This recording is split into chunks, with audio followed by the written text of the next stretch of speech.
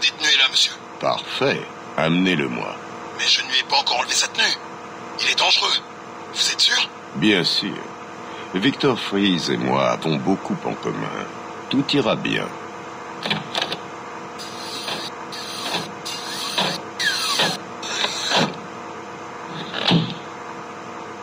Bienvenue dans mon complexe. S'il vous plaît, asseyez-vous donc. Je préfère rester debout. Pourquoi suis-je ici? Oh, Victor, nous aurons bien le temps pour ça plus tard. Pour l'instant, je veux qu'on fasse connaissance. Je veux savoir d'où vient votre regard glacial sur le monde. Je n'ai rien à vous dire.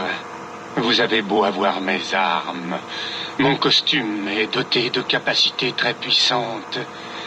Je peux congeler vos jambes jusqu'à la moelle. Vos os se fractureront, et puis ils éclateront.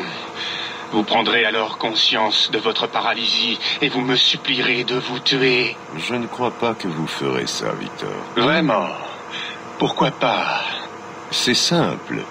Si vous me touchez, votre femme meurt.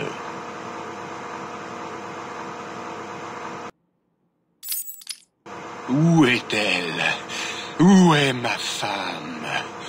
Nora est entre de bonnes mains. Maintenant, évoquons un incident de votre enfance. Non. Alors c'est terminé. Garde. Attendez. Qu'est-ce que vous voulez savoir? Votre enfance a été mouvementée. Je n'étais pas un enfant sociable, mais c'est tout. Vos parents vous ont même déshérité. Ils vous ont envoyé dans une maison de correction, c'est ça? Ils ne comprenaient pas mon œuvre. Votre œuvre? Selon un rapport de police, vous avez congelé une douzaine d'animaux du voisinage. Je me suis toujours intéressé à la cryogénie. Je ne comprenais pas pourquoi mes parents laissaient mourir nos animaux malades, au lieu d'essayer de les sauver. Alors, j'ai décidé de m'en charger moi-même. Je voulais ressusciter toutes ces créatures. Mais vous ne l'avez pas fait, ce qui nous amène à Nora.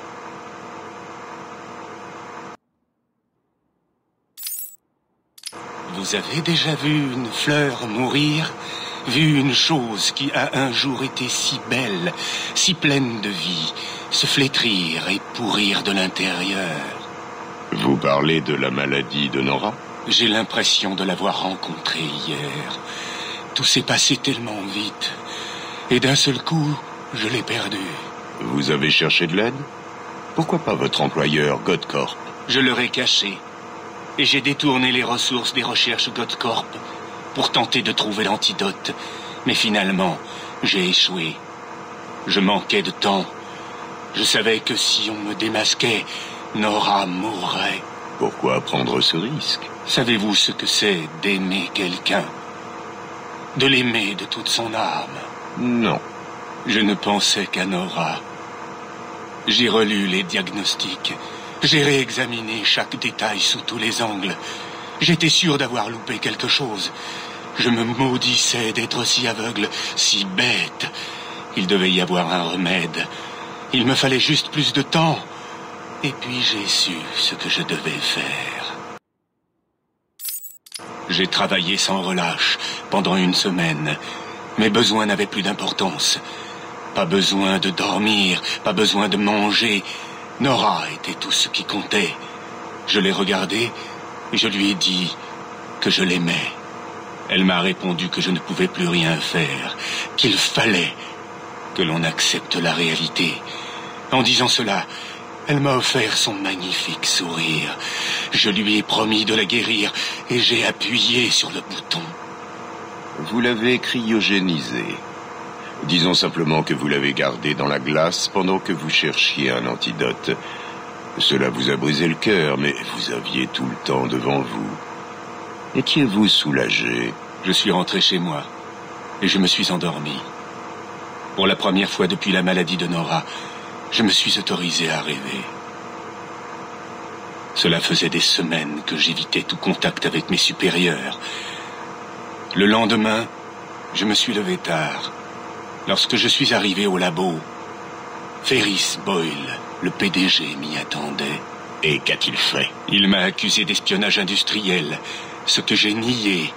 Mais ses gardes ont trouvé Nora. Boyle m'a alors dit que, comme toutes mes recherches, elle lui appartenait. J'étais furieux. Je l'ai attaqué, mais ses gardes m'ont battu.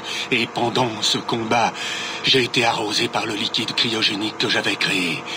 Je me suis retrouvé par terre et j'ai vu, impuissant, les gardes me voler Nora.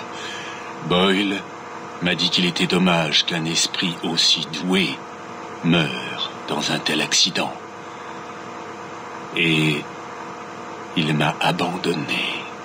Mais vous avez survécu. Les produits chimiques ont pénétré mon corps. Ils ont changé mon métabolisme. Mon corps s'est engourdi. J'ai ressenti un étrange picotement et puis une douleur atroce. Mes poumons me brûlaient. J'ai pu ramper jusqu'à une unité de réfrigération dans laquelle je me suis enfermé. Le froid a tout de suite soulagé mon pauvre corps. Tout est soudain devenu limpide. Qu'est-ce qui était limpide? Trouver un antidote pour Nora? Non. La vengeance. Boyle allait payer.